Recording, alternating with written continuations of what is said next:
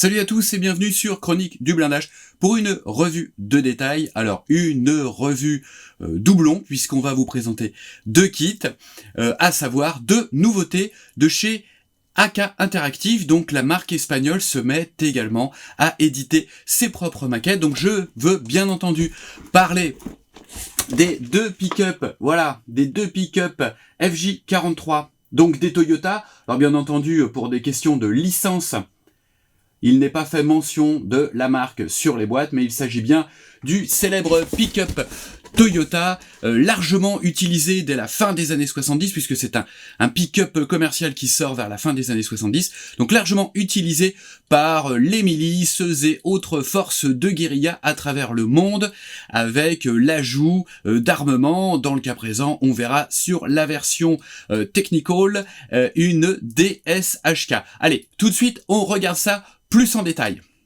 On va commencer par regarder en détail la version Technical avec la DSHK M en armement. Donc c'est un modèle entièrement nouveau. À cette échelle en plastique, c'est un modèle entièrement inédit. Il était par le passé disponible en résine chez MIG Production, et comme vous le savez, AK Interactive a racheté MIG Production, d'où voilà les pigments Abteilung, etc. Tout ça c'était anciennement MIG Production. Donc ils ont également récupéré des idées qui venaient de la résine, des très très bonnes idées. Donc là il s'agit réellement encore une fois de deux kits 100% nouveau et 100% AK Interactive par le biais de leurs contacts, puisque je pense que pour l'outil de production, ils ont très certainement fait appel à Meng, avec qui ils ont des liens, hein, et on le voit sur les grappes plastiques qu'on regardera en détail. Donc deux jolies petites nouveautés qui raviront les amateurs de diorama et de mise en scène sur la période moderne à partir des années 80 et cela sur tous les fronts. Donc je vous l'ai dit, on commence par regarder eh bien cette boîte, puisque vous vous en doutez, la majeure partie des composantes se retrouvent dans les deux boîtes. Il y a quelques petites différences, donc on verra les différences avec la version Hard Top, qui du coup aura un toit, et on va regarder la notice de montage de ce FJ43 Pickup avec la DSHK de AK Interactive au 1/35e. Une notice de montage en couleur au format A4, en couleur avec le orange qui est la couleur de AK Interactive, la couleur de référence, la couleur du logo, etc. Donc on a une très très jolie notice de montage. Donc vous voyez ici, les grappes sont au nombre de 1, 2, 3, 4, 5, 6, 7 grappes qui regroupent les pièces avec des éléments que l'on n'utilisera pas dans cette version, à savoir les portes que nous avons ici, ainsi que les roues de secours. Je reviendrai sur les modèles de roues très vite. Et puis d'autres éléments qui sont destinés à la version hardtop. Au niveau des couleurs, bien entendu, on nous conseille les couleurs de chez AK Interactive, donc soit de la gamme Real Colors, soit de la gamme vinylique. Et on attaque directement le montage avec déjà un premier bon point, puisque on a deux types de roues en option, donc des roues avec des crampons, donc plutôt type militaire tout-terrain, mais également des roues plutôt civiles avec un dessin de pneumatique plus adouci. Alors là, il y a juste eu un mauvais copier-coller, mais là, bien entendu, c'est pas ce dessin-là que vous avez sur la roue, c'est celui-ci. On poursuit ensuite avec l'assemblage du pot d'échappement sur le châssis. Le châssis qui est lui-même très très bien détaillé, puisqu'on a la boîte de transfert, on a les suspensions à lamelles, on a les ponts qui sont très bien détaillés. Je passe un petit peu vite sur le châssis, mais c'est un châssis assez simple sur le Toyota, mais on a tout ce qu'il faut avec les barres de renfort, les suspensions, on appelle ça les chocs. J'ai un trou en français, mais vous savez, donc ce qui va sur les suspensions à lamelles. Donc ce sont des vérins anti-choc, hein, qui permettent sur les suspensions à lamelles à l'avant d'avoir toujours les roues en contact avec le sol, les roues directrices. On assemble ensuite le pare-brise. Alors pour le pare-brise, bien entendu, vous aurez la possibilité de ne pas le mettre. Mais en tout cas, là, c'est plutôt pas mal parce qu'il est fourni dans le set. On continue avec l'habitacle. Donc avec le frein à main, le levier, les deux leviers de vitesse. On poursuit donc toujours avec cette fois-ci le dessous du châssis, le dessous de la caisse. On vient coller les côtés de la caisse. Ça ressemble furieusement à une notice d'assemblage de Jeep Willys. Au niveau du tableau de bord, me semble-t-il, je vérifie, j'ai un trou d'un coup. Oui, ce sont des décalcomanies. Donc on a des décalcomanies pour le petit marquage sur la boîte à gants ainsi que pour les cadrans du tableau de bord. On poursuit avec les sièges. Vous allez voir que si vous avez été attentif au début de la vidéo sur le box art, on a une proposition de mise en couleur des sièges qui est plutôt sympa. Mais ça après, voilà, bah justement on y arrive. Voilà, donc on peut les faire couleur chamois, ocre sable, ou alors on peut les faire avec un joli tartan si vous vous sentez l'âme d'un peintre capable de faire des lignes bien perpendiculaires, bien parallèles. Eh bien, je vous invite à reproduire ce dessin. C'est plutôt charmant. Je pense que c'était la série limitée 1980. De la Toyota FJ43. Alors bien entendu, voilà, à un moment donné, là ici, on met nécessairement le volant, puisque sans volant, point de direction, et les sièges que vous pourrez laisser et traiter séparément pour pouvoir les ajouter en toute fin. On finit avec les ailes. Et puis on met les roues. Eh bien le modèle qu'on a choisi au début, bien que vous pouvez assembler les deux types de roues et puis décider au final lesquelles sont les mieux, ou alors d'alterner 2 roues d'un type à l'avant et 2 roues d'un autre type à l'arrière. Ça peut être plutôt sympa. On a pas mal d'indications sur la couleur des feux arrière. Pas mal de choses. Ici, au niveau du pare-choc arrière, on a donc 2 options. Donc une option simple plutôt civile et une option un petit peu plus baroudeur avec les 2 renforts ici.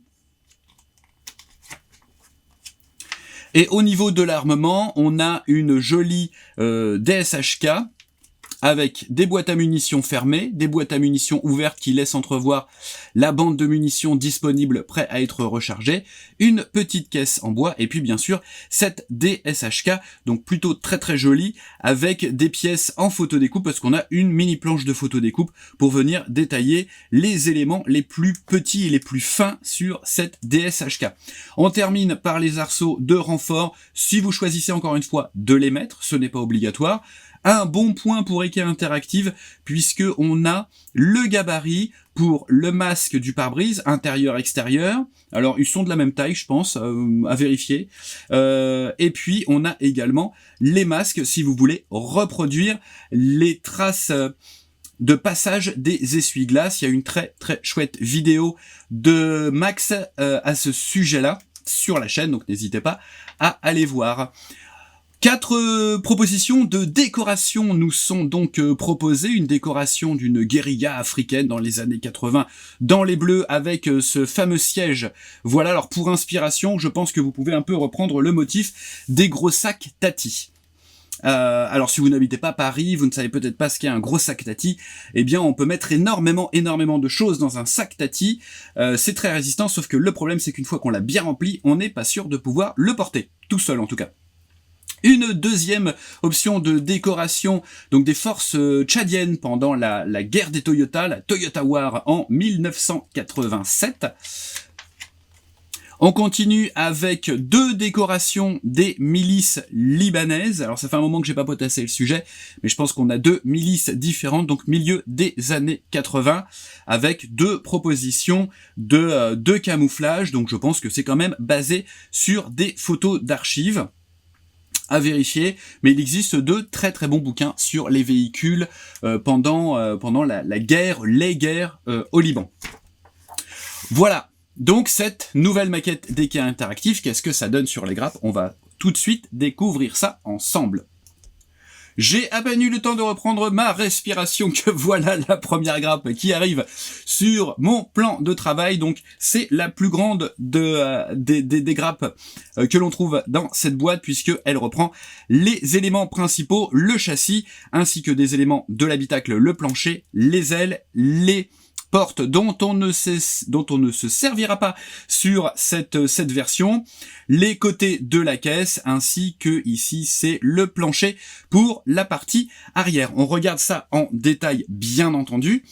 On va commencer par le tableau de bord que l'on a donc ici, qui est très très très joliment gravé. Alors bien entendu sur la maquette il est dans ce sens-là. Donc une très très jolie gravure. C'est très très joli. Alors ça fait au niveau du plastique et au niveau de la souplesse du plastique, en tout cas de la souplesse des grappes, ça fait quand même pas mal penser à du Meng. C'est très joliment reproduit. Les détails sont très fins. C'est très crispy, comme on dit. Regardez le plancher ici. C'est une invitation à l'éraillure, ce plancher. Les côtés de la caisse, je vous montre à l'endroit, c'est quand même plus sympa. C'est très très très joli. On a ici les assises des fauteuils. Pareil au niveau peinture, même si vous n'êtes pas un grand peintre. Avec une gravure comme ça, il n'y aura pas trop de soucis. Vous mettrez un lavis pour faire ressortir les parties en creux. Ici le plancher du poste de conduite. Donc tout ça est plutôt très très joli, une bien belle surprise de la part de Eke Interactive. On continue avec cette deuxième grappe qui, là, reprend des éléments plus petits et plus fins, notamment les suspensions à lamelles, vous les avez vues directement, ainsi que différents éléments et organes du châssis. Ici, on a le pot d'échappement avec son tube. On regarde ça de plus près. C'est très très fin. Alors bien entendu, là, il va y avoir une pièce qui se mettra à cet endroit-là. C'est très fin. Attention au dégrappage, ça peut être assez fragile. Si vous n'avez pas la chance, comme moi, d'avoir un cutter ultrason, faites très très attention au dégrappage des plus petites pièces. Mais c'est très très très joli. C'est très fin. C'est très fin, ça se mange sans fin. Alors, les suspensions à lamelles. Alors peut-être que là, à la limite, la gravure est peut-être un petit peu timide sur la ligne entre chaque lamelle, mais bon. Le volant, typique des années 80, pour ceux qui ont connu les voitures dans les années 80, qui n'en demeure pas moins un volant typique, rond, en l'occurrence. Donc de très très jolis éléments. Ici, on a l'un des leviers de vitesse, avec son petit soufflet. Je crois que là, on a 2 essuie-glaces. Donc c'est plutôt très très très joli. Sur cette deuxième grappe, on retrouve les roues, donc avec ces deux motifs de pneumatiques différents, donc plutôt civil ou alors plutôt militaire, baroudeur, on va dire plutôt baroudeur tout-terrain. Donc pour la partie, les pneumatiques baroudeurs, on a juste 2 demi-pièces qui viennent s'assembler. La ligne de joint, la ligne d'assemblage se retrouvera au bon endroit. Et pour ce qui est du pneumatique civil, pour éviter justement d'avoir une ligne d'assemblage disgracieuse, les pneumatiques type civil sont là pour le coup divisés en 3. Donc comme ça, on n'aura pas de masticage et ponçage d'une éventuelle ligne d'assemblage, puisque la ligne d'assemblage va se retrouver dans le creux du motif qui court le long du pneumatique. Donc ça, c'est plutôt pas mal. Ça va être dans la rainure. On a également, je vais tenter le zoom qui tue. On a les marquages, je suis un petit peu surex, mais on a des marquages fabricants. Donc sur les pneus civils et sur les pneus militaires également. Alors on les devine, je suis désolé, mais le plastique est vraiment très très clair. Donc on a Continental ici, et c'est vraiment marqué Continental, spécial dédicace à Andy. Et ici on a... Est-ce que c'est aussi du Continental? Non, on a du... Hop, c'est marqué comme ça. On a du... faut que ça se mette en route. Du Runlong. Je ne connais pas cette marque. Mais je suis absolument pas spécialiste des voitures, donc et en tout cas des marques de pneumatiques.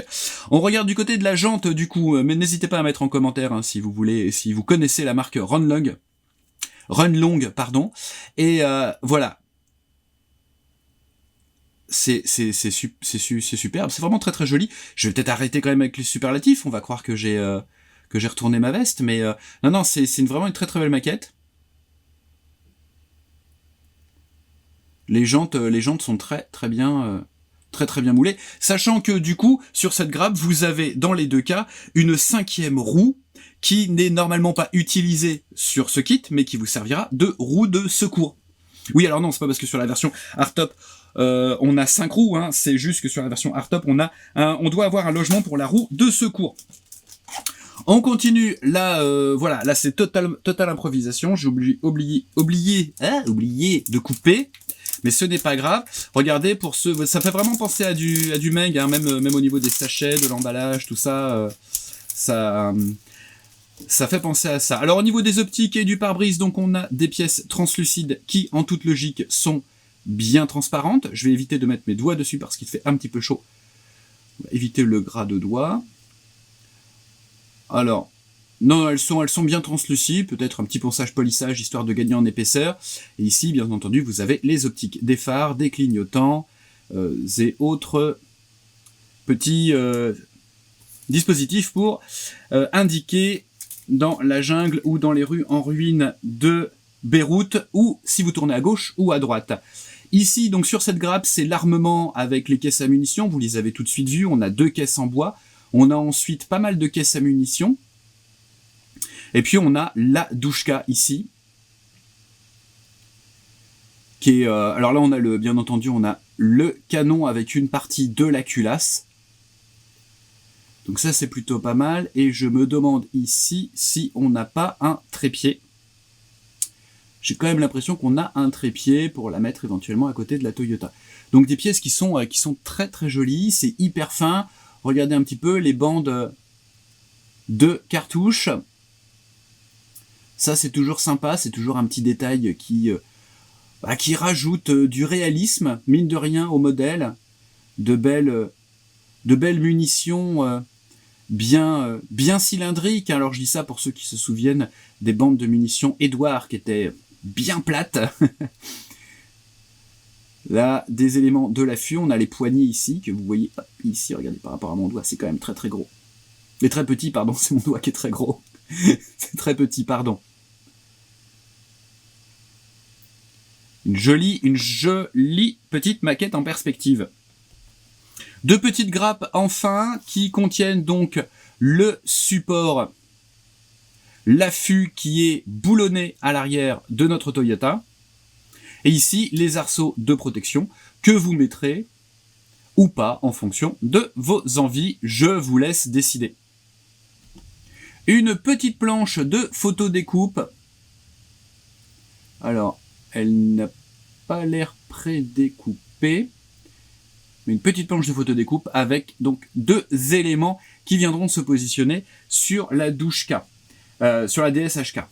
Donc vous regardez par rapport à mon doigt, c'est une petite, voilà, c'est de la taille d'un ongle.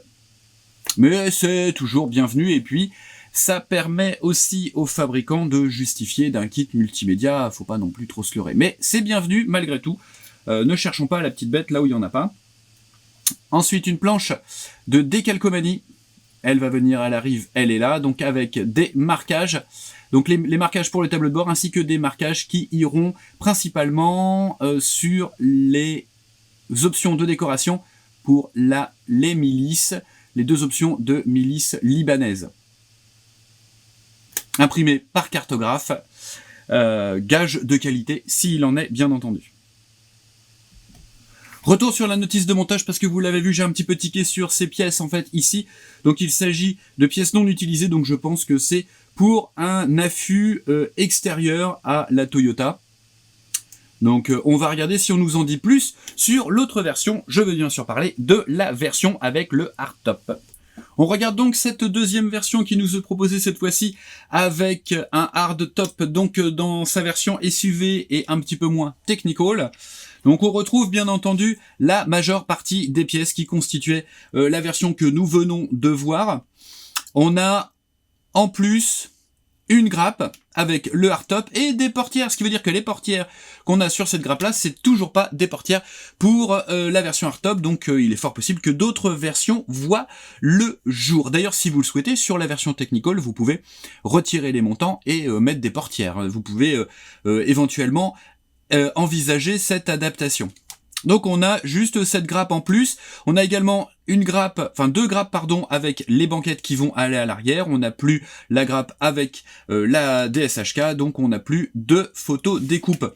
Le montage est sensiblement identique jusqu'à la pose du hardtop. Comprenez qu'on a toujours les deux options de pneumatiques. On a toujours un châssis très détaillé.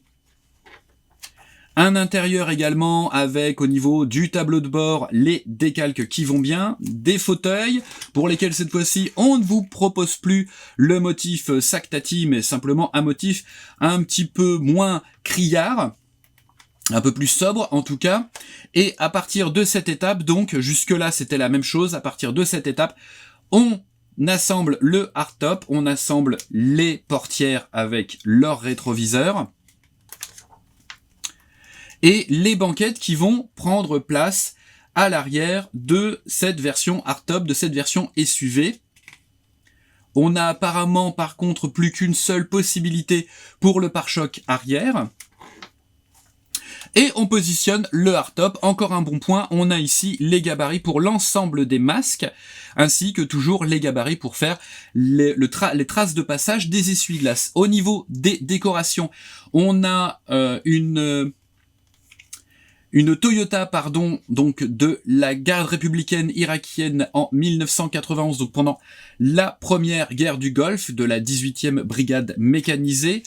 On a toujours, pendant la guerre du Golfe, avec une autre livrée, une Toyota de la 3e division blindée Saladin, et on a une version dans les années 80 d'une Toyota de la télévision. Donc ça c'est plutôt sympa, toujours pareil, dans l'optique d'agrémenter un diorama ou de créer une atmosphère. Et il existe maintenant plusieurs marques qui font des figurines de reporters ou de caméramans. Donc ça peut être plutôt sympa, voire éventuellement d'envisager de faire cette voiture à Beyrouth avec à côté la version Technical et des combattants, qu'ils soient chrétiens ou d'une autre milice. Alors, je vais juste vous montrer vraiment ce qui change, parce qu'au niveau du plastique, ça reste la même chose, hein, la qualité est totalement identique. On a juste, bien entendu, une feuille de décalque qui est un petit peu plus fournie, forcément.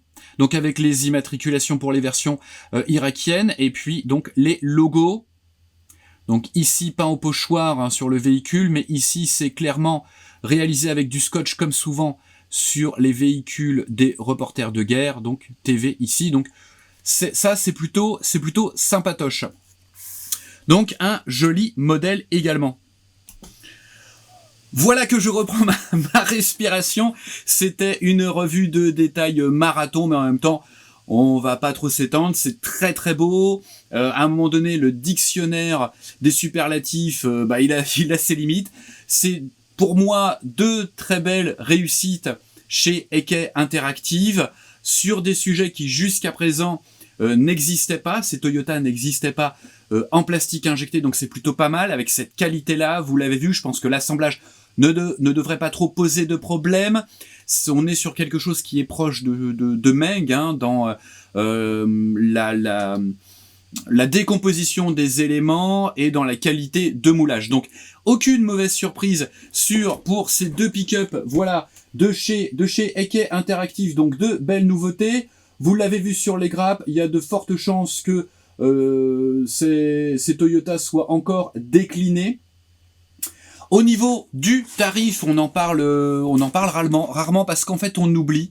Je sais qu'on nous fait souvent le reproche dans les commentaires. Oui, mais vous dites pas à quel prix c'est. Alors bon, c'est souvent même tout le temps. Il y a un lien vers la boutique partenaire Domino Model, donc il suffit de cliquer sur le lien et vous voyez le prix, qui est en général chez Domino Model, le prix le plus bas auquel vous pourriez avoir ce modèle. Donc sachez que voilà, la version hardtop est un petit peu plus chère à 39,90 et que la version Technical est à 36,90. Et comme vous êtes des fidèles de Chronique du Blindage, et bien pour vous remercier de nous suivre avec assiduité, eh bien il y a une petite surprise pour vous dans la description, une petite surprise que l'on doit bien entendu à notre partenaire Domino Model. Un grand merci à lui, à Sylvain et au magasin Domino Model pour ce partenariat qui jusqu'à présent fonctionne toujours à merveille. On est même devenu, certains diraient, cul et chemise. Voilà, et bien en attendant une prochaine vidéo, des tutos, des revues de détails, des choses comme ça, eh bien je vous dis à très vite sur Chronique du Blindage. N'oubliez pas éventuellement de liker, de disliker, mais dans ce cas-là d'expliquer pourquoi, et de vous abonner si ce n'est pas encore fait à la chaîne Chronique du Blindage. Et en attendant ces prochaines vidéos, eh bien je vous dis, prenez soin de vous, prenez soin des autres, bonne maquette à tous et à très vite. À ciao.